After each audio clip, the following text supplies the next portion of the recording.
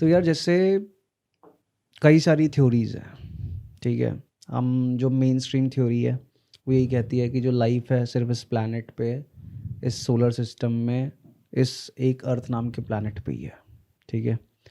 तुम्हारा कितना मानना है इस बात पे कि ये बात कितनी सच है, और तुम कितना इस बात को बिलीव करते हो कि हाँ, एलियन सिविलाइजेशन भी एग्जिस्ट कर सकती हैं या कर रही हैं, जो हमसे बहुत ज़्यादा एडवांस्ड हैं, और जो लोग दावा करते हैं कि उन्होंने यूएफओ को देखा है अर्थ पे, या एलियन एब्डक्शंस की कहानियां हैं बहुत सारी कि कोई कहता है कि मुझे एलियन ने उठा लिया। तुम कितना विश्वास करते हो इन बातों के पे कि हाँ एलियंस हैं और वो हमारे प्लैनेट पे आते हैं? तो भाई, जैसे तूने अभी बोला, हम्म। इससे रिलेटेड मेरे को एक कहानी याद आ रही है। हम्म। कहानी है अंगकोर वाट टेम्पल की। ठीक है। ठीक है। तो ऐसा कहा जाता है, मतलब कि जो एंशियंट एस्ट्रोनॉट आर्कियोलॉजिस्ट हैं, हम्म। उनका मानना है कि जो अंगकोर वाट टेम्पल है वो बनवाया है राजा सूर्यवर्णम द्वितीय ने। ठीक है। ठीक है। लेकिन अगर वहीं तू कंबोडियन कथाओं की बात करेगा, एक उनकी पोयम है, तो हम्म। उसमें लिखा है कि वो जो टेम्पल है ना, वो प्रिया कृष्णुकार ने बनवाया है। प्रिय प्रश्नोकार। हाँ, प्रिया कृष्णुकार ठीक है। उन्होंने बनवाया। तो एक ऐसा कहा जाता है कि मतलब जब वो छोटे थे तो उनके जो फादर थे वो थे इंसान, और उनकी जो मदर थी वो कोई देवी थी, स्वर्ग से आई हुई, ऐसा कहा जाता है। अच्छा, तो मतलब कि हाँ, एक तरीके से वो हाफ गॉड हुए। हाफ गॉड, हाँ। तो अब कहते जब वो बड़े हुए तो उनको इंद्रदेव ने एबडक्ट करवा लिया, और जब वो जहाँ पे वो गए एबडक्ट होके, तो वो बताया उन्होंने कि जहाँ मैं गया वो एक ऐसा चीज़ थी, मतलब एक शहर था, एक उड़ने वाला शहर। हम्म। वहाँ पे उन्होंने मेरे को बुलाया, मतलब एबडक्ट किया वहाँ पे, एक तरीके से किडनैप कर लिया मेरा। अब मुझे ये संदेश दिया कि आपको अपने जो लोग हैं उनको गाइड करना है, उनको बताना है कि ये यूनिवर्स काम कैसे करता है ना। वो ज्ञान उसको दिया, प्रिया कृष्णुकार को। और जब वो वापस आए धरती पे, उन्होंने लोगों को कहा कि मेरी जो मुलाकात है वो भगवान से हुई है, और उन्होंने मुझे कहा है कि मैं आपका लीडर बनूं और आपको गाइड करूं।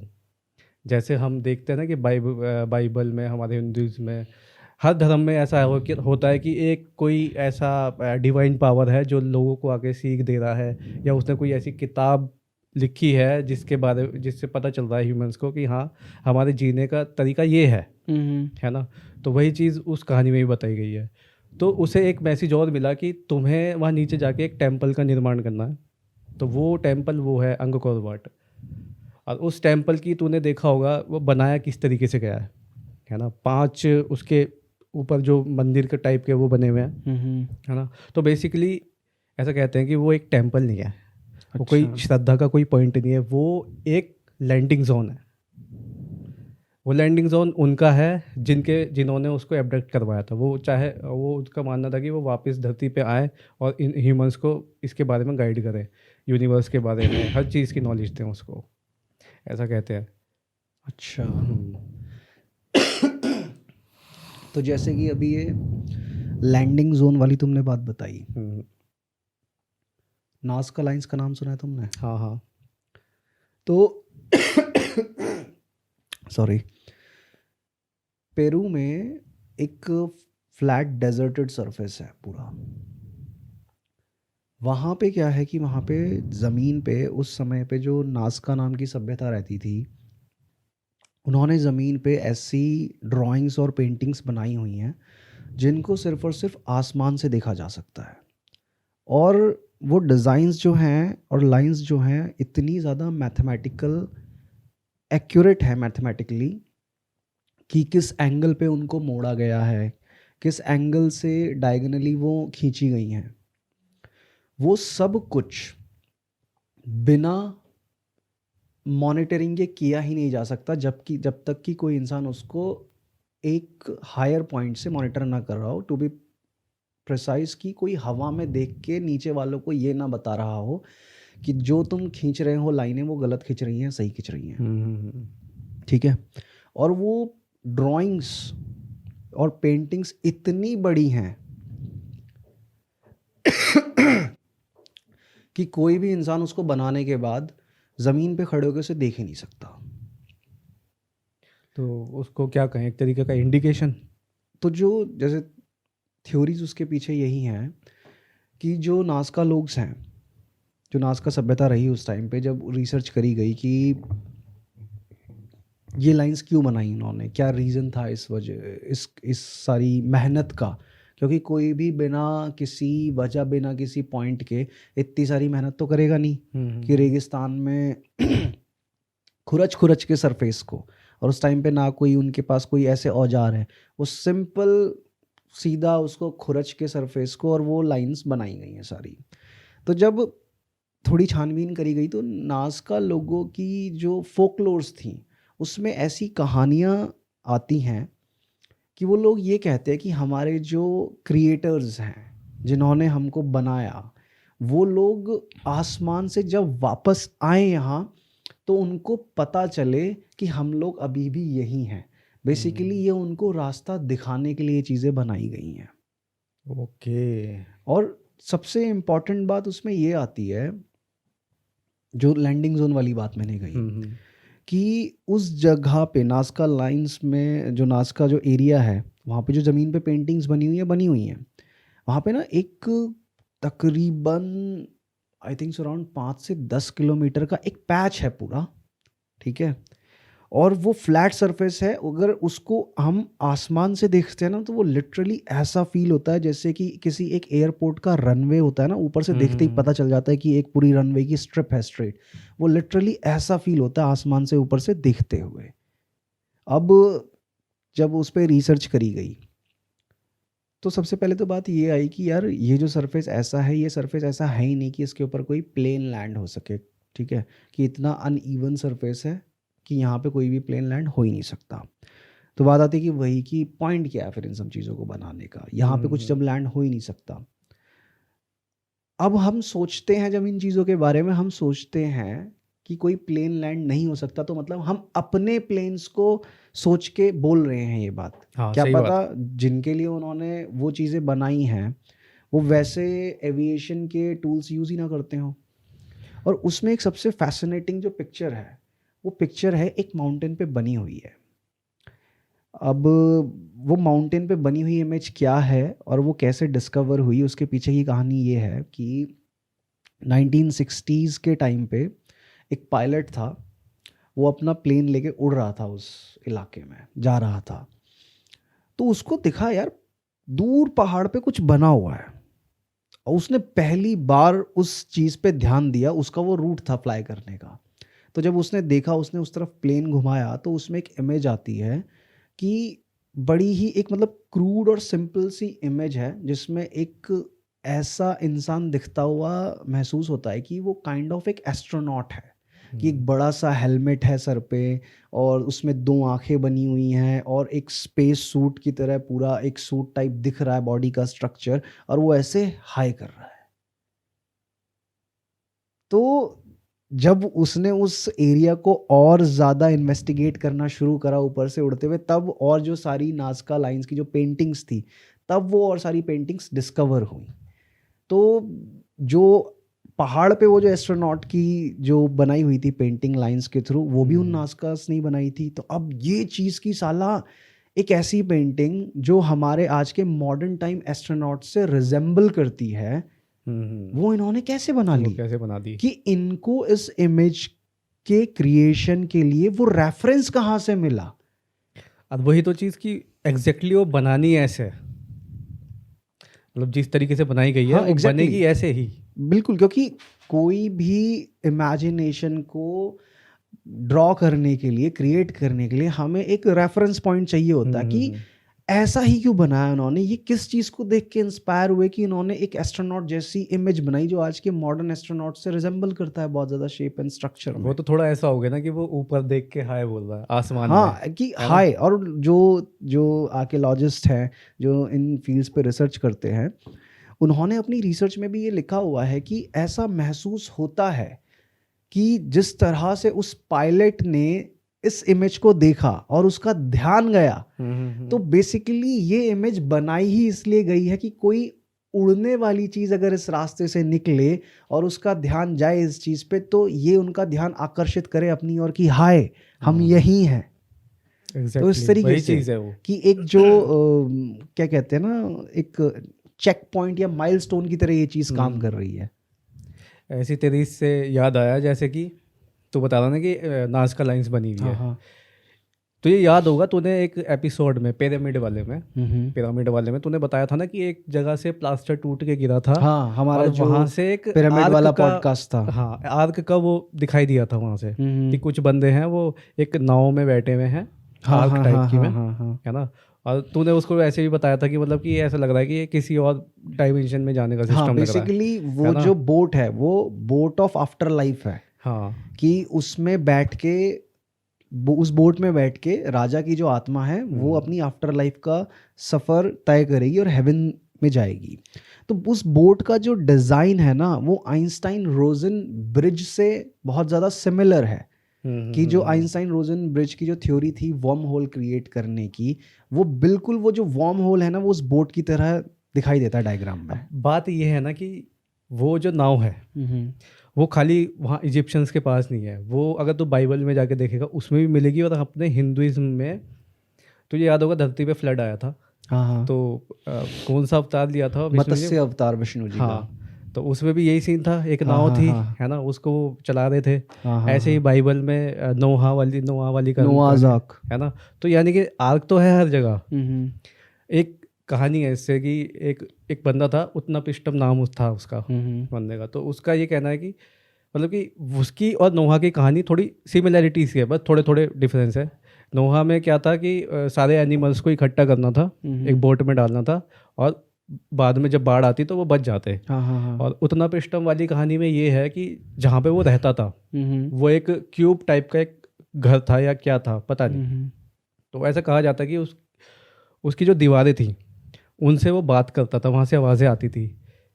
और उसे दीवारों से बात करता है, हाँ आवाजें अभी आती थी। बताऊंगा, आगे बताऊंगा। तो दीवारों से वो बात करता था, वहाँ से आवाज़ें आती थी कि तुम्हें हर जानवर इंसान जो भी है सबकी दो एक एक जोड़ी यहाँ पे लानी है, इसमें इकट्ठा करनी है इस क्यूब में, अच्छा। है ना।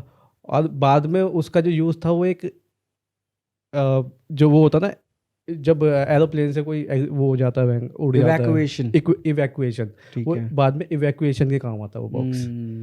तो इसमें ये हो गया ना कि उसको, जैसे मैं बोल रहा हूँ कि दीवारों से आवाज़ आती थी और वो एक क्यूब था। हो सकता है कि वहाँ पे कुछ ऐसी टेक्नोलॉजी हो, कुछ ऐसा ट्रांसमीटर टाइप का, या होता नहीं है कि हम जाके बटन दबाते हैं तो बोलते हैं कुछ हाँ, order बेसिकली करते जैसे हैं। डोर बेल्स आती है आज के टाइम पे। हाँ ऐसा कुछ, तो ऐसा कुछ सिस्टम लगाओ वहाँ पे कि वो जाके उनसे बात कर रहा है, क्योंकि उसमें बोला गया कि दीवारों से बात करता था वो। तो वहाँ पे उसने सारे जानवर भरे और वो चला गया ऊपर।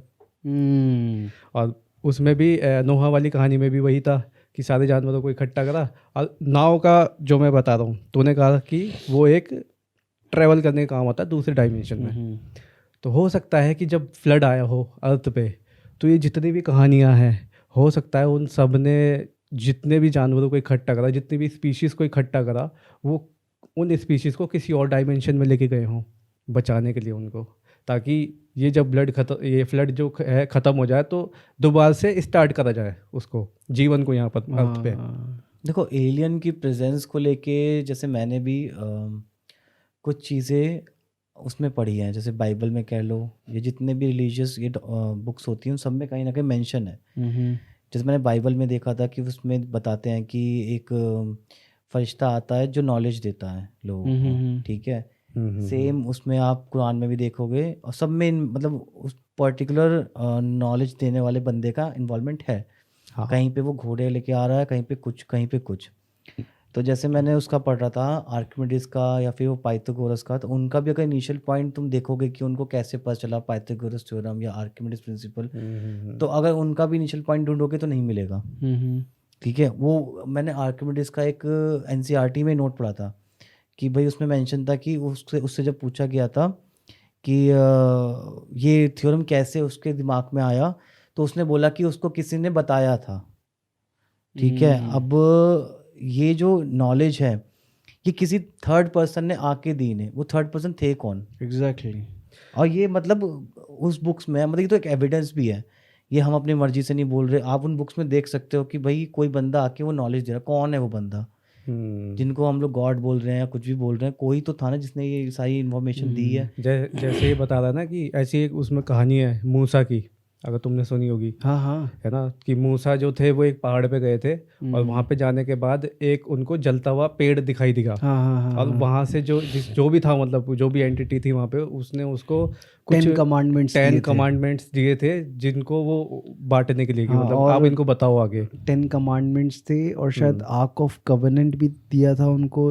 आर्क ऑफ कवेनेंट शायद पता नहीं आगे जाके मिला था उन्हें, पर 10 कमांडमेंट्स 10 उनको वहीं मिले कमांडमेंट्स तो थे दिए थे उनको। और तो बोला वो था भी- कि तुम ही लीडर हो इन लोगों के। हाँ हाँ, और जब शायद वो यहूदी थे, ज्यूस थे ज्यूस थे वो, हाँ। इजिप्ट से उनको लेके निकल रहे थे। तो वो जलता हुआ पेड़ क्या था फिर? पेड़ तो मतलब वही हो गया ना, पेड़ नीचे से पतला ऊपर से ऐसे फैला हुआ।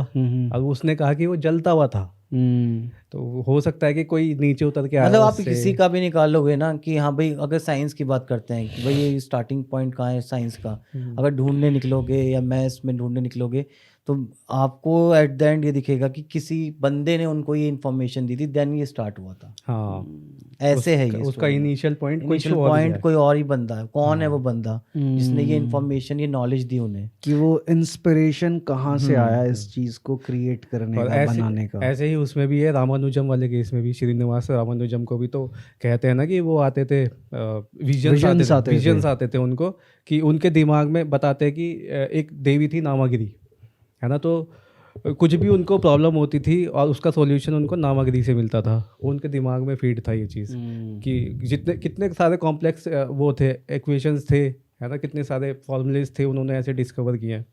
जब वो कैम्ब्रिज यूनिवर्सिटी भी गए थे तो वहाँ पे भी मतलब उनको मना कर दिया गया था उनकी बुक छापने के लिए, क्योंकि उनके पास इक्वेशंस थी, उनके आंसर भी थे, लेकिन उसके जो बीच के स्टेप्स थे कि वो प्रूफ कैसे हुआ, होता है ना कि LHS is equal to RHS, तो वो प्रूफ कैसे हो रहा, वो चीज़ नहीं थी उनके पास। ओके, मतलब प्रोसेस का नहीं पता प्रोसेस था नहीं था उनको। उनके पास। जैसे मैंने एक बुक पढ़ी थी जिसमें एक बंदे ने आज से 15 साल पहले लिखी थी बुक, आई थिंक उससे भी ज़्यादा पहले की है वो।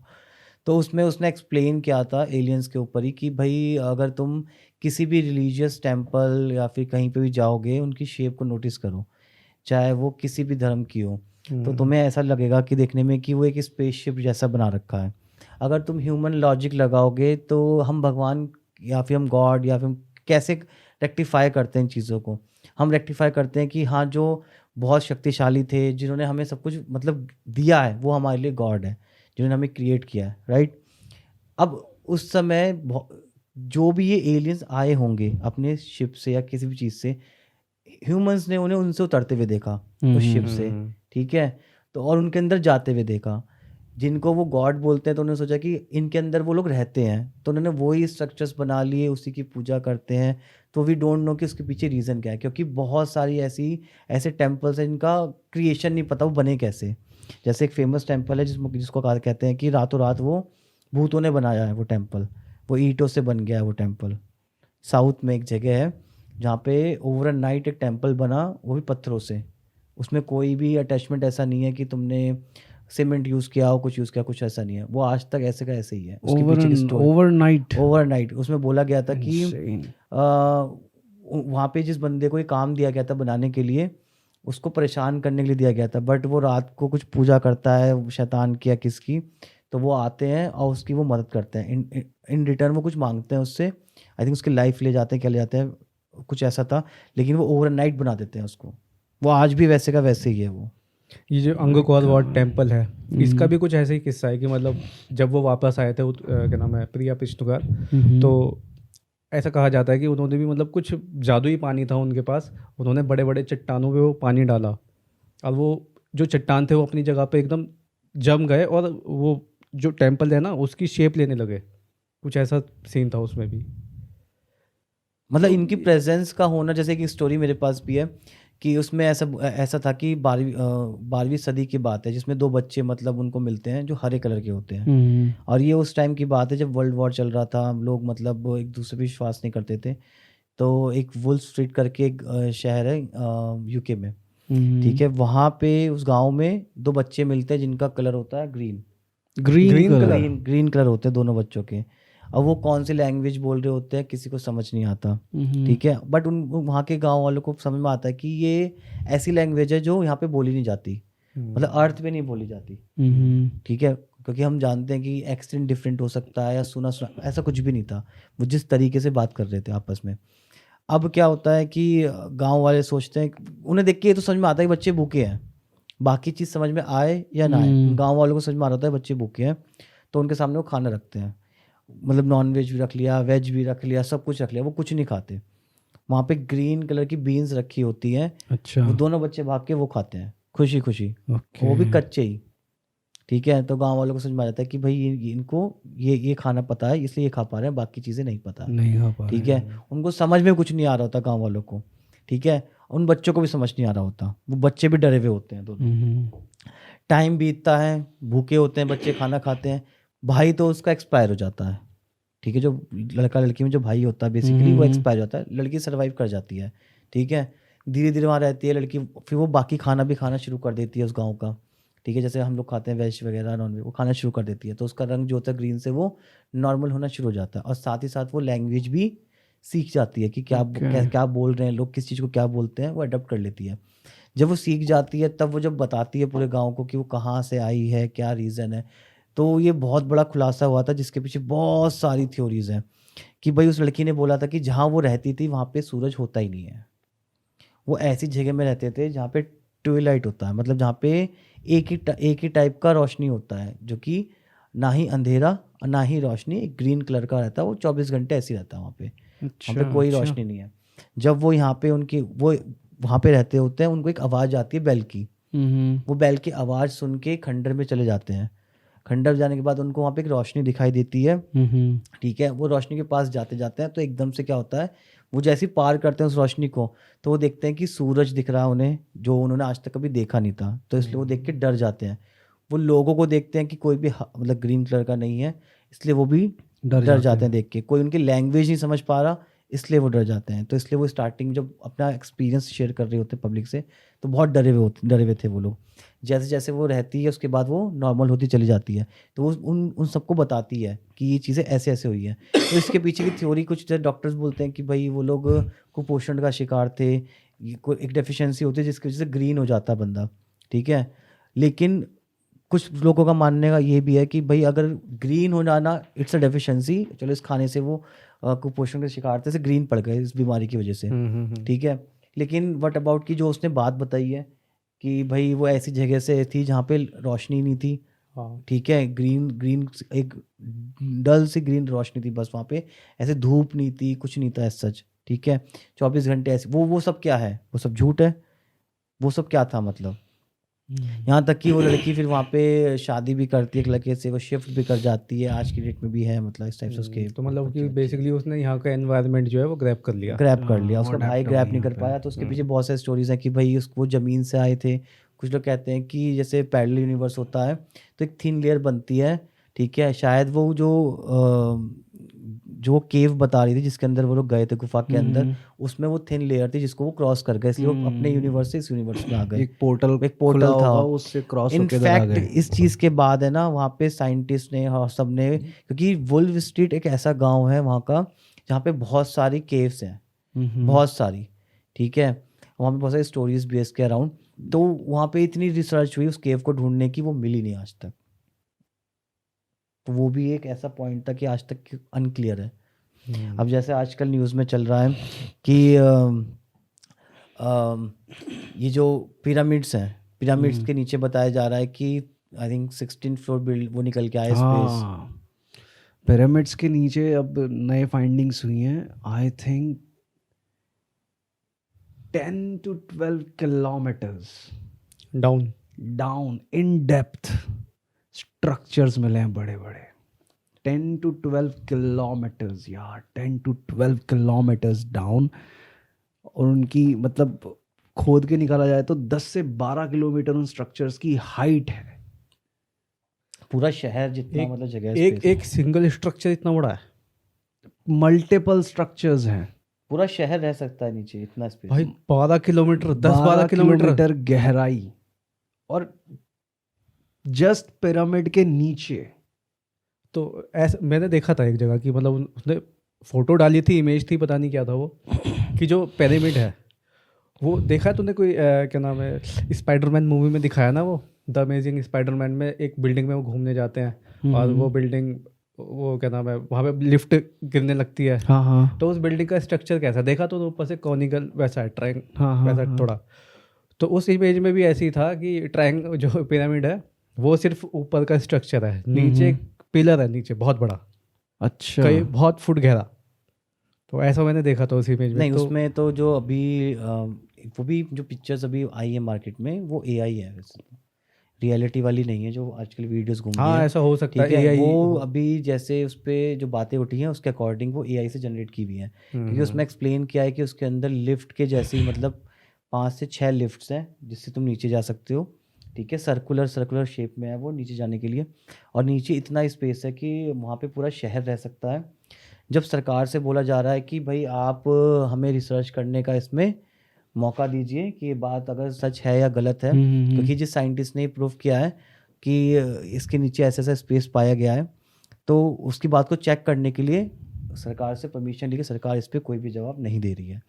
और इनफैक्ट इसमें ऐसा भी मतलब क्या कहते हैं, एक ऐसी बात भी उठ रही है कि जिस बंदे ने ये बोला है वो फेम के लिए बोल रहा है सब चीज़ें। मुझे समटाइम्स ऐसा लगता है कि जब भी कोई ऐसी बातें उठती हैं तो ये सेकेंडरी जो बातें क्यों उठा देते हैं। मुझे कई बार लगता है कि ये सब जो बता रहे हैं ना कि उस बंदे ने फेक न्यूज़ फैला दी है, उसका बैकग्राउंड ऐसा रहा है, मुझे ऐसा लगता है कि ये सब मिथ जनरेट किया जाता है जब भी कोई Exactly. रियलिटी की बात निकल के आती है। Exactly. मुझे समझ नहीं आ रहा, जब ये पिरामिड इतना रहस्यमय है तो इसके पीछे रिसर्च करने के लिए सरकार क्यों मना कर देती है वहाँ की। ऐसा तो नहीं कि वहाँ पे बहुत सारी चीज़ें जो वो लोग जानते हैं ऑलरेडी वो खुले ना। एग्जैक्टली यहाँ तक कि ना भाई, जो तू बता रहा है, चाइना में भी बहुत सारे पिरामिड्स हैं, जैसे कि हमने पिरामिड वाले एपिसोड में बताया था।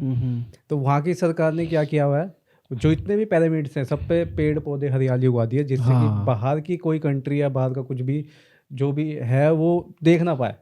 तो वो पिरामिड्स ऐसे लगते हैं कि वो छोटे छोटे हिल्स हैं या माउंटेन्स हैं, हाँ, वो वो पहाड़ जैसे ऐसे लगते फील हैं होता है उनको देख के, कोई उनको देख के ऐसे तो लगता है कि पिरामिड्स हैं। उनको छुपाया जा रहा है भाई, अब ये नहीं पता क्यों छुपाया जा रहा। अब बात ये आती है ना कि छुपाया क्यों जा रहा है। छुपाया इसलिए जा रहा है, उसके पीछे का एक सबसे बड़ा पॉइंट ये है कि भाई आज तक जितनी भी आर्कियोलॉजिकल रिसर्च हुई है, जिस रिसर्च को बेस बना के ह्यूमन सिविलाइजेशन की हिस्ट्री लिखी गई है कि हम इतने हज़ार साल पहले इस धरती पे इस तरीके से सिंगल सेल ऑर्गेनिज्म से मल्टीपल सेल ऑर्गेनिज्म बने, फिर एवोल्यूशन हुआ, फिर ऐसे ऐसे ऐसे करके जीवन आगे बढ़ा, और इस तरीके से एक इंसान ने टेक्नोलॉजिकल एडवांसमेंट्स लिए, उसने साइंस सीखा, उसने सब कुछ अपने आप को इवॉल्व करते करते आज ऐसी मॉडर्न ह्यूमन बीइंग आज ऐसा बना है और ऐसे मॉडर्न ज़माने को बनाया है उसने।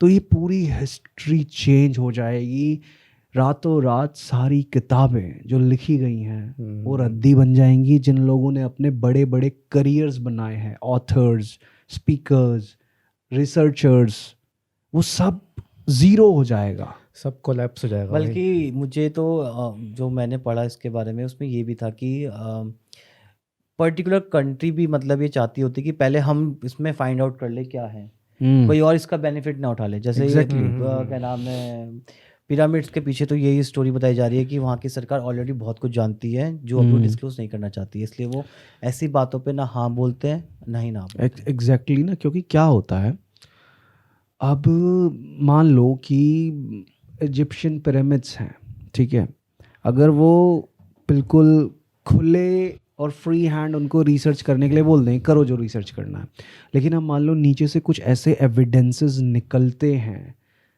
जिससे उनकी कंट्री की जो हिस्ट्री है उस पे ऐसा इम्पैक्ट पड़ता है, पता चले कि इस कंट्री की शुरुआत XYZ लोगों ने करी थी जो आज उस कंट्री में है, तो क्या हो जाएगा कि उनकी कंट्री की बिल्कुल हिस्ट्री चेंज हो गई। तो जो कल्चर में वो प्राइड लेते हैं कि ये हमारा बनाया हुआ है, वो सब कुछ खत्म हो जाएगा। एक तरीके से तख्ता पलट हो जाएगा पूरा। मतलब तख्ता पलट नहीं कह सकते उस चीज और को, सरकार भी गिर जाएगी बेसिकली ना भाई इस तरीके से तो। नहीं ना, सरकार ऐसे नहीं गिरती है। बेसिकली एक कंट्री की हिस्ट्री चेंज हो जाएगी। सपोज मतलब जैसे दिखाते ना फिल्मों में कि वो अमेरिकन इजिप्ट वो बन जाएंगे पिरामिड्स बेसिकली ना कि उनका क्रेडिट किसी और सिविलाइजेशन को या किसी और कल्चर को मिलने लगेगा ना, बस बेसिकली सिंपल सी ये वाली बात हुई ना। जैसे मूवीज में दिखाते ना कि एक बच्चा होता है, वो एक पलता है घर में, उसको पता चलता है अरे नहीं ये तो मेरे को अडॉप्ट करा था था, मेरा बाप तो कोई और था। तो उस बच्चे की पूरी जो लाइफ की हिस्ट्री थी वो ब्रेक हो गई ना वहाँ पे।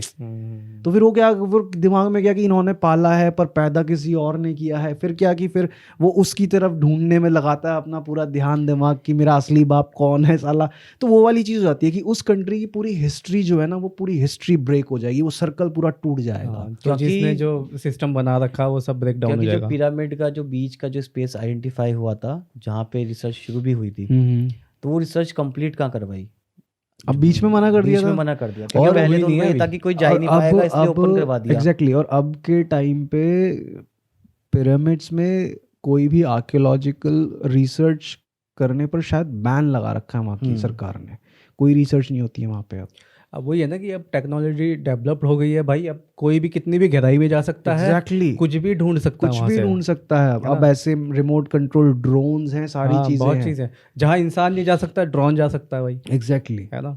तो अभी तक जो हमने एक ओपिनियन से शुरुआत करी थी कि क्या एलियन सिविलाइजेशन इन्वॉल्व हो सकती है ह्यूमंस के एवोल्यूशन में। उसमें है ना एक चीज़, एक पॉइंट और था जो मैंने ग्रीन वाले जो बच्चे बताए थे, जिसमें साइंटिस्ट का एक ओपिनियन ये भी था कि जैसे सपोज करो कि वो बच्चे हमें ग्रीन दिख रहे थे क्योंकि वो जहाँ पे रहते थे वहाँ पे लाइट जैसे उन पे पड़ती थी, ठीक है, उसके अकॉर्डिंग वो बच्चे यहाँ पर आए, यहाँ की लाइट जैसे उन पे पड़ रही है तो इसलिए हमें वो ग्रीन दिखाई दे रहे हैं। मे बी पॉसिबिलिटीज़ ये भी हो सकती थी कि हम किसी भी ऑब्जेक्ट को देख कैसे पाते हैं जब उस पर रिफ्लेक्शन होता है, ठीक बिल्कुल। है। तो पॉसिबिलिटीज़ ये भी थी कि क्या पता एलियंस हमारे साथ में रहते हो और उनके पास ऐसा कुछ हो जिससे कि वो लाइट का रिफ्लेक्शन रोक सके, एब्जॉर्ब कर सके लाइट को। जहाँ पे कोई भी ऑब्जेक्ट ऐसा होगा जो लाइट को एब्जॉर्ब कर लेगा तो वो दिखाई नहीं देगा। तो उनका पॉइंट एक ये भी था कि ये भी पॉसिबिलिटीज़ हो सकती है कि ये दो बच्चे उस चीज़ से हट गए या फिर ये कुछ मिस्टेक कर गए जिसकी वजह से ये यहाँ पे आ गए। वैसे इससे एक बहुत कमाल की चीज़, जैसे इसने बोला ना, थ्योरी जनरेट हो रही है दिमाग में कि जैसे बताते हैं ना कि एलियन एब्डक्शन होते हैं, हाँ। लोगों को उठा लिया जाता है और फिर वो आके कहानियाँ बताते हैं कि हमने ये देखा, हमने वो देखा। तो अगर मैं ऐसा सोच रहा हूँ कि अगर कोई एलियन किसी को एब्डक्ट करता है ना, उसके ऊपर कुछ भी XYZ रिसर्च वो कर रहा है, ठीक है। तो क्या वो उसकी मेमोरीज भी नहीं मिटा सकते हैं?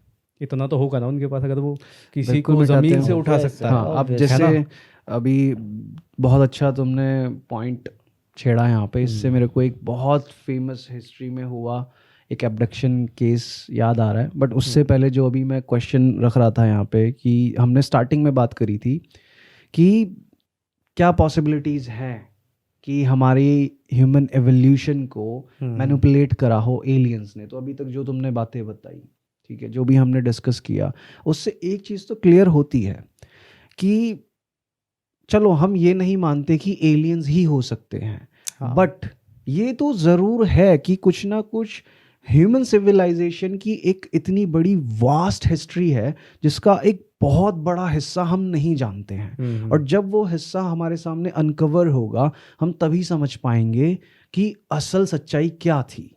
क्या सच में ये भी हो सकता है ना कि भाई कि एक और एडवांस सिविलाइजेशन रही हो, फिर कुछ ऐसी कैटास्ट्रफीज हुई हो, कुछ ऐसी नेचुरल डिजास्टर्स हुए हों कि वो तबाह हो गए हों, लेकिन हम उनके एंसेस्टर्स हैं जो बचे, जिन्होंने दोबारा से इस क्रिएशन की साइकिल को शुरू करा हो। बट हमारे पास वो नॉलेज और वो टेक्नोलॉजी नहीं है जो हमारे एंसेस्टर्स के पास रही, जो एक्सटिंक्ट हो चुके हैं। तो इसलिए आज हम शुरू से शुरुआत कर रहे हैं, ठीक है। और अब तुमने बोला कि याददाश्त भी तो मिटा चलिए, सकते हैं। हाँ।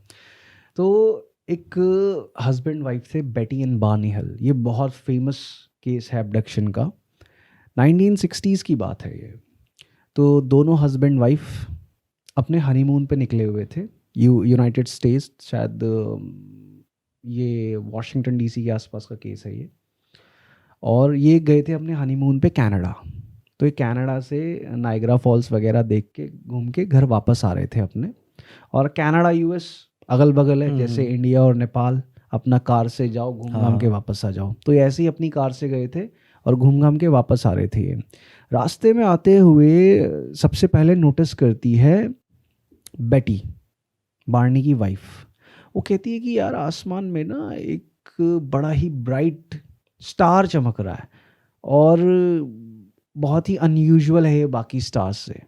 तो जब बार्नी देखता है उस स्टार को तो कहता है कि यार इसमें मूवमेंट भी है, क्योंकि वो स्टार ऊपर की तरफ मूव हो रहा था। तो अब शूटिंग स्टार तो नीचे आते हैं, लेकिन वो ऊपर की तरफ मूव हो रहा था। तो जब बार्नी ने बेटी को बोला अपनी वाइफ को कि मे भी कि ये एक सैटेलाइट हम देख रहे हैं, ठीक है, थोड़ी देर अपना गाड़ी ड्राइव कर रहे हैं वो, तो इतने में बेटी बोलती है कि अब वो चीज़ हमारी तरफ आ रही है बार्नी, देखो। तो बार्नी देखता है गेट से बाहर, तो देखता है कि यार वो तो हमारी गाड़ी की तरफ आ रही है। तो कंफ्यूज है, तो बोलता है कि चलो कोई बात नहीं, सैटेलाइट में भी अपनी डायरेक्शन चेंज कर रही होगी। अब वो देखते हैं तो फिर से उसकी वाइफ जो होती है फिर बोलती है कि भाई देखो वो हमारी गाड़ी को फॉलो कर रही है वो चीज़ आसमान में। तो देखता है वो कि अरे हाँ, फिर वो गाड़ी रोकते हैं तो उनको लगता है कि हमने कोई यूएफओ देख लिया है। तो अपना बायनॉक्यूलर लेता है बार्नी और गाड़ी से बाहर निकलता है और बायनॉक्यूलर से देख रहा होता है, और उसकी वाइफ भी बाहर निकल जाती है, उनके साथ उनका एक डॉग भी था। डॉग ना निकले गाड़ी से बाहर, और वो गए तो बेटी और बार्नी दोनों खड़े हैं रोड पे। तो जो बार्नी होता है उसको बड़ी ही, वो कहते हैं ना कि कभी कभी हमें किसी चीज़ को देख के बहुत अजीब सी नेगेटिव सेंसेशन होने लगती है कि नहीं यार कुछ गड़बड़ होने वाली है, निकलो यहाँ से, रोंगटे खड़े हो जाते हैं हाँ। एक तरीके तो से। वो अपनी वाइफ को बोलता है कि यार ये ना मेरे को कुछ गड़बड़ चीज़ लग रही है, मुझे समझ ही नहीं आ रहा ये है क्या है। वो बाइनोकुलर से देखता है ना जब, तो कहता है कि ये एयरक्राफ्ट जैसी तो कुछ शेप ही नहीं लग रही है ये। तो अपनी वाइफ को बोलता है फटाफट गाड़ी में बैठो, हम निकलते हैं यहाँ से। और वो चीज़ अपनी स्पीड बढ़ा के और उनकी तरफ आ रही है फटाफट। अब दोनों फटाफट गाड़ी में बैठते हैं और अपना गाड़ी ड्राइव करने लगते हैं। उसके बाद वो घर पहुंच जाते हैं। घर पहुंचने के बाद जब नेक्स्ट डे वो सुबह उठते हैं, उनको बड़ा ही अजीब महसूस होता है। ऐसा लगता है कि पता नहीं उनको किसी ने रात को बहुत मारा पीटा है और उनको मतलब बहुत ही अजीब लग रहा होता है पूरी बॉडी में। सुबह उठते हैं। अब सुबह उठ के जो बार्नी और बेटी है अपना कॉफ़ी वगैरह पी रहे हैं सब। तो जो बेटी होती है वो अपनी ड्रेस को देखती है, तो देखती है कि उसकी एक जो ड्रेस है ना वो फटी हुई है, एक जगह से कंधे से पूरा फटा हुआ है वो ड्रेस। देख के चौंक जाती है। वो याद करने की कोशिश करती है कि यार ऐसा तो कुछ हुआ ही नहीं कि ये ड्रेस कहीं इलझ के फटी हो, कुछ हुई हो, समझ ही नहीं आता उसको। फिर वो क्या नोटिस करती है, उस ड्रेस पे पिंक कलर का कुछ पाउडर लगा हुआ है। अच्छा। फिर अपने शूज़ को देखती है, उसके शूज़ पे भी पिंक कलर का कुछ पाउडर लगा हुआ होता है। बट वो जितना भी रिकॉल करने की कोशिश करे उसे समझ ही नहीं आ रहा कि ये ड्रेस कहाँ से फटी और पिंक कलर का पाउडर क्या है ये। अब उधर जो बार्नी है, बार्नी को कुछ अजीब महसूस हो रहा है, ठीक है। फिर वो जाते हैं अपनी गाड़ी के पास, तो गाड़ी पे देखते हैं कि गाड़ी के बैक साइड पे डिक्की पे सर्कुलर टाइप के कुछ अजीबोगरीब मार्क्स बने हुए हैं, निशान बने हुए सर्कुलर टाइप के। ओके यार ये क्या है, किसने हमारी गाड़ी ख़राब कर दी है, कुछ समझ ही नहीं आ रहा उनको। तो 2-3 दिन ऐसे ही निकल जाते हैं उनके। 2-3 दिन बाद अब क्या होता है, उनको रातों में आने शुरू हो गए सपने।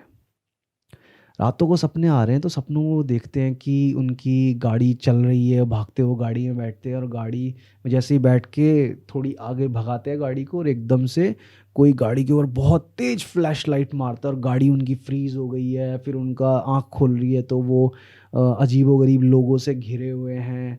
तो ऐसे करके रोज़ रात को कभी नाइटमेयर्स आते हैं ना तो ऐसे उठने लगते हैं वो। अब दोनों हस्बैंड वाइफ डिस्कस कर रहे हैं कि यार ये क्या हो रहा है हमारे साथ, समझ ही नहीं आ रहा हमको। फिर जो बेटी होती है वो अपनी एक फ्रेंड से डिस्कस करती है ये चीज़ कि यार ऐसा ऐसा हो रहा है हम दोनों हस्बैंड वाइफ के साथ। तो वो कहते हैं कि यार एक काम करो, तुम जाओ एक हिप्नोथेरेपिस्ट के पास, मेरा एक जानकार है, मैं उसके पास भेजती हूँ तुम दोनों को, तुम वहाँ जाओ। तो वो दोनों के दोनों जाते हैं उस हिप्नोथेरेपिस्ट के पास। जब वो साइकाइट्रिस्ट उनकी हिप्नोथेरेपी करता है, पहले तो पूछता है कि क्या समस्या हो रही है, वो बोलता है ऐसा ऐसा ऐसा ऐसा कुछ हो रहा है। और वो सब बताते हैं कि ड्रेस की कहानी। जो बार्नी होता है वो बोलता है जैसे उसको दिखा कि उसकी ड्रेस फटी हुई है और उसके जूतों पे पिंक कलर का पाउडर गिरा हुआ है। ऐसे ही बार्नी जो बायनॉक्यूलर लेके निकला था अपनी बाहर कार से यूएफओ को देखने के लिए, वो कहता है कि मेरा वो बायनॉक्यूलर जो था वो टूटा हुआ था, उसका एक स्ट्रैप, मेरे को ये याद नहीं आ रहा कि इसका स्ट्रैप टूटा कहाँ। और उसके जो जूते थे, जूते पूरे छिले हुए थे उसके। तो कह रहा कि मेरे को भी समझ नहीं आ रहा कि हमारे कपड़े और ये बायनॉकुलर्स कैसे और कब कहाँ ख़राब हुए। मुझे ऐसा लग रहा है कि कोई एक ऐसा मोमेंट है जिसको हम याद नहीं कर पा रहे हैं, और मे भी जो हम सपने देख रहे हैं वो उस मोमेंट की छोटी छोटी पिक्चर्स हमें दिखाई दे रही हैं जो हम याद नहीं कर पा रहे, रिकॉल नहीं कर पा रहे हैं। तो हिप्नोथेरेपिस्ट बोलता है कि ठीक है, कोशिश करते हैं, और वो हिप्नोटाइज करता है उन दोनों को, और ये हिप्नोथेरेपी करता है वो उन दोनों इंसानों पे अलग अलग, पहले हस्बैंड पे फिर वाइफ पे। अब जो हिप्नोथेरेपी करता है वो तो उस मोमेंट पे ले जाते हैं, जैसे वो करते हैं कि अब तुम जा रहे हो 2 दिन पीछे, 3 दिन पीछे, अब कार में बैठे हो, ऐसे चल रहा है उनका पूरा का पूरा। और ये जो चीज़ मैं बता रहा हूँ ना, ये उनकी जो ऑडियो रिकॉर्डिंग है उनकी हिप्नोथेरेपी की, यूट्यूब पर भी पड़ी है। अगर लोग सर्च करेंगे हमारे viewers, Betty and Barney Hill hypnotherapy audio tapes, वो पूरी की पूरी आप ऑडियो टेप्स सुन सकते हो उसमें। अब जब शुरू होता है मोमेंट, ठीक है, वो उनको तो इतना याद था कि भाई वो गाड़ी में बैठे और घर पहुंच गए, अगले दिन सुबह आंख खुल रही है उनकी। अब उनको रिमाइंड होने लगती हैं सारी चीज़ें हिप्नोथेरेपी के सेशन में। वो बताते हैं कि जैसे ही वो गाड़ी में बैठ के दूर भागने की कोशिश करी उन्होंने उस चीज़ से, उनकी गाड़ी पे एक बहुत तेज़ लाइट पड़ती है और उनको ऐसा फील होता है कि उनको इलेक्ट्रोक्यूटेड करंट लग रहा है उनको ऐसा, और वो फ्रीज हो गए हैं। और वो देखते कि उनकी गाड़ी के चारों तरफ कुछ अजीबोगरीब फिगर्स खड़ी हैं, वो इंसान है क्या है समझ नहीं पा रहे हैं वो। फिर एक स्पेस क्राफ्ट लैंड होता है रोड पर, वो देख रहे हैं, वो फ्रीज है, वो देख रहे हैं सब कुछ, और उसमें से कुछ लोग निकलते हैं और उनको उठा के गाड़ी में से लेके जाते हैं स्पेस क्राफ्ट के अंदर। बार्नी को अलग, बेटी को अलग। बेटी जो है उन अजीबोगरीब फिगर्स को देख के चिल्ला रही है, और वो जो हैं, जो भी वो चीज़ें हैं, वो बेटी से बात कर रहे हैं, उसको बोल रहे हैं कि तुम डरो मत, हम तुम्हें कोई नुकसान नहीं पहुंचा रहे हैं। और फिर वो ये चीज़ नोटिस करती है कि इनके तो मुंह ही नहीं घूम खुल रहे हैं, ये बात कैसे कर रहे हैं। तब उसको ये रियलाइजेशन हिट हो रहा है कि ये आवाज़ मेरे दिमाग में सुनाई दे रही है मेरे को। तो और वहाँ पे सब कुछ होता है। वो कहते कि वो मेरी नाभि में एक कुछ चीज़ डालते हैं, वहाँ से कुछ ब्लड सैंपल्स लेते हैं और कुछ पता नहीं स्कैन करते हैं उसकी बॉडी को, ये सब चीज़ें। फिर वो बोलते कि वो ये सब होते हुए वो चिल्ला रही थी। और फिर क्या होता है कि उसको दर्द भी हो रहा था, तो वहाँ पे उनका एक लीडर भी खड़ा हुआ था जो उस पर ऑपरेट कर रहे थे, उस पर टेस्टिंग कर रहे थे। तो बोल रही थी कि साइड में एक बंदा खड़ा हुआ था, वो उनका लीडर जैसा लग रहा था क्योंकि वो देख रहा था सबको, कुछ कह नहीं रहा था। कह रही कि जैसा ही मेरा उससे आई कांटेक्ट हुआ तो उसने कुछ बोला उसको दिमाग में ही कि तुम डरो मत। और वो उससे बोल रही है रोते चिल्लाते, मेरा हस्बैंड का है, मेरा हस्बैंड का है। कह रहा है कि तुम्हारा हस्बैंड भी सेफ है, टेंशन मत लो। अब सारी चीज़ें हो जाती हैं। वो उसको ये भी याद आता है कि वो उसको दिखा रहे हैं, उसको एक लीडर जो होता है वहाँ का, उसको एक बुक दिखाता है पूरी, उसको बताता है कि हम लोग कहाँ से आए हैं, कैसे आए हैं, और वो बुक उसको गिफ्ट भी करता है वो कि तुम इसको लेके जा सकती हो अपने साथ में। उधर जो बार्नी है उसके साथ भी यही सब सीन हो रहा है कि उसका सैंपल लिए जा रहे हैं, ब्लड सैंपल्स, कहीं पे कट लगा रहे हैं। और वो ये बताता है अपने जब हिप्नोथेरेपी सेशन उसकी बारी में बताता है कि उसके पैर में उन्होंने कट लगाया था तो वहाँ पे उसको बहुत दर्द हो रहा था। और जैसे ही वो चिल्लाने लगता है तो एक जो फिगर थी वो ऐसे हाथ फेरती है उसके पैर में, उसका पूरा वो निशान गायब और दर्द गायब हो जाता है उसका। ऐसा होता है। ऐसा होता है। अब जब जो ये कर रहा था साइकेट्रिस्ट, उसको अपनी आंखों और कानों पे विश्वास नहीं हो रहा कि वो सुन क्या रहा है। अब उसमें ये है ना कि ये अपनी तरफ से बना के तो बोल नहीं रखे। एग्जैक्टली क्योंकि उसको पता है बोल कि रहे हैं। यार इनको मैंने क्योंकि हाँ। अपने हाथों से उसने उनको हाँ। हिप्नोटाइज कर रखा है। वो कह रहे कि यार ऐसा तो हो ही नहीं सकता कि साला ये बना के बोल रहे हो बात, क्योंकि ये तो प्रॉपर हिप्नोटाइज है। अगर मैं ये बात कह दूं कि नहीं अपनी इमेजिनेशन से बोल रहे तो फिर तो मेरी हिप्नोथेरेपी पे सवाल आ जाता ना, मेरी एक्सपर्टीज पे सवाल है फिर तो। वही पर ऐसा चीज़। है ही नहीं, ये तो हिप्नोटाइज्ड है। तो ये सब क्या क्या बकवास चल रही है ये। अब वो उनके सबकॉन्शियस माइंड में फीड हो रखा है जो वो निकलवा रहा है Exactly, ना। exactly. निकलवा रहा जो। क्योंकि हमारा जो ब्रेन का सबकॉन्शियस माइंड है ना, हमारा कॉन्शियस माइंड लॉक हो सकता है पर हमारा सबकॉन्शियस एक 24/7 सीसीटीवी कैमरा की चलता ही तरह है वो। काम हाँ। करता है। वो सोते हुए भी चलता है वो। तो वो जो मेमोरीज थी ना, उन एलियन बीइंग्स ने वहाँ लॉक कर दी थी। हाँ। अब उनका ध्यान छोटी छोटी चीज़ों की वजह से उन बातों पे जा रहा था, जैसे बेटी ने अपनी ड्रेस को देखा, बार्नी ने अपने बाइनोक्यूलर्स को देखा, उनकी कार पे पड़े हुए निशान। अब क्या है ना, वो छोटी छोटी चीज़ें उस मेमोरी को ट्रिगर कर रही हैं बार बार, ये कहाँ से हुआ, इसलिए उनके ये सपने कैसे में आ हुआ। रहा है। इसलिए रात को सोते टाइम वो सबकॉन्शियस से वो हम्म। मेमोरीज थोड़ी थोड़ी बाहर निकलने की कोशिश कर रही हैं। तब जब हिप्नोथेरेपी सेशन ख़त्म हो जाते हैं, और उसने करी थी दोनों की हिप्नोथेरेपी अलग अलग, तो उसने कहा यार कहानियाँ दोनों सेम बता रहे हैं, ऐसा नहीं है कि हिप्नोथेरेपी में झूठ बोल के ये कुछ और बता रही है, ये कुछ और बता रहा है, दोनों सेम चीज़ एक्सप्लेन कर रहे हैं कि एलियन बीइंग्स थे और शिप में ले गए उनको, और उनके साथ ये सारी चीज़ें हुई। अब सबसे इंटरेस्टिंग फैक्ट ये आता है कि जब ये सारी बातें खुल गई, न्यूज़ में खुल गई सारी की सारी चीज़ें, तो बेटी ने एक स्टार मैप बना के दिखाया था। एक पेपर पे कुछ उसने स्टार्स ड्रॉ करे और पूरा लाइंस वगैरह ड्रॉ करी, और उसने ये बोला कि जिस इंसान ने मेरे को वहाँ पे वो किताब दिखाई थी, उसने उस शिप की वॉल पे लगे हुए एक मैप की तरफ इशारा करके बोला था कि हम यहाँ से आए हैं। उस लेडी को, क्या कहते हैं, बेटी को कोई नाम नहीं पता, उस जगह का नाम क्या है, क्या बस उसके दिमाग में वो स्टार्स फीड हो गए, वो इमेज फीड हो गई, और वो उस पेपर पे ड्रॉ करके दिखाया उसने।